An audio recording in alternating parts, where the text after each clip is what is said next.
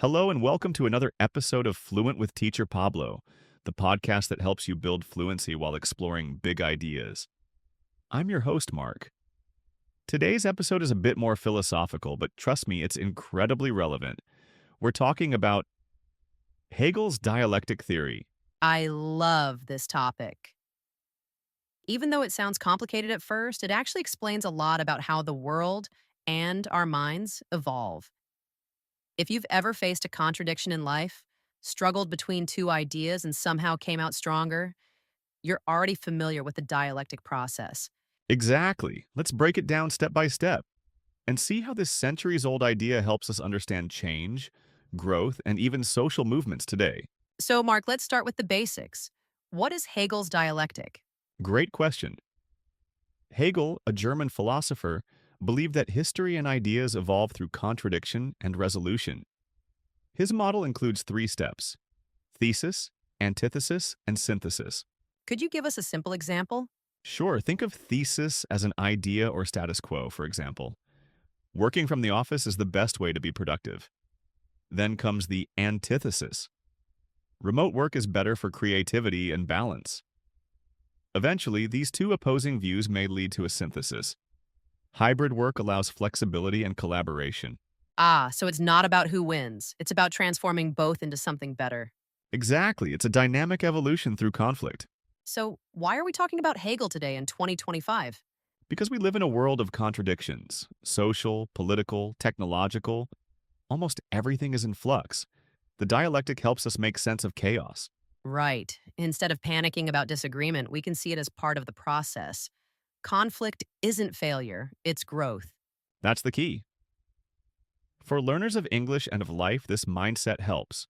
Rather than fearing confusion or contradiction, we can ask, what could emerge from this tension? Let's take an example from society. Think about gender roles. Yes, traditionally the thesis was rigid gender roles.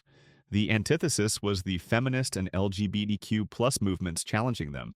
And today we're moving toward a synthesis, a more fluid, inclusive understanding of identity. It's still evolving, of course.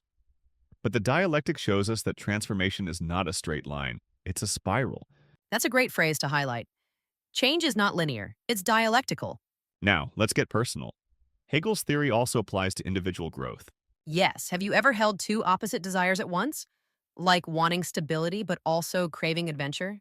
Definitely. Si te está gustando el contenido de este podcast, te agradecería mucho que me dejes un comentario con cuál sería el siguiente tema que te gustaría ver dentro de estas conversaciones, que te suscribas, me dejes tu like y lo compartas con quien creas que le pueda servir para poder traerte más contenido como este. That internal contradiction forces us to rethink our values. We might reject both extremes and find a balanced lifestyle that integrates both. So, for English learners, even struggling with grammar or pronunciation can follow a dialectic path. 1. Thesis. I think my grammar is fine. Second antithesis.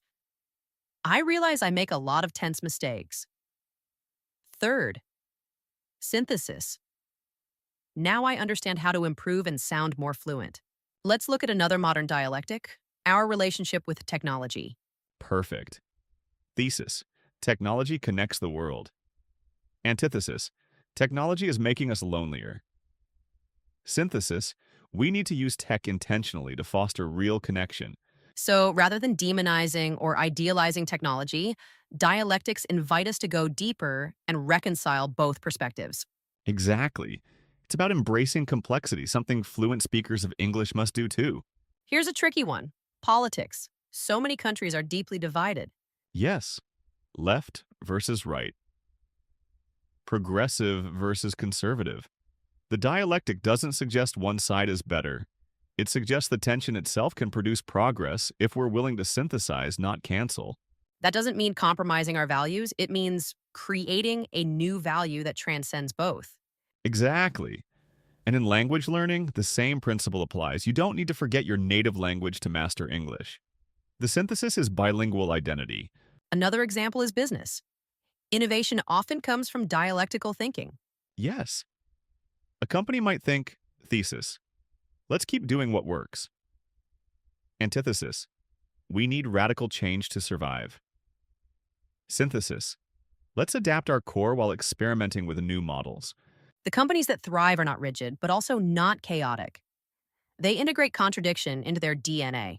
And so do fluent communicators. They don't choose between grammar and expression. They balance both. So, what can our listeners take away from Hegel today? Here's the takeaway.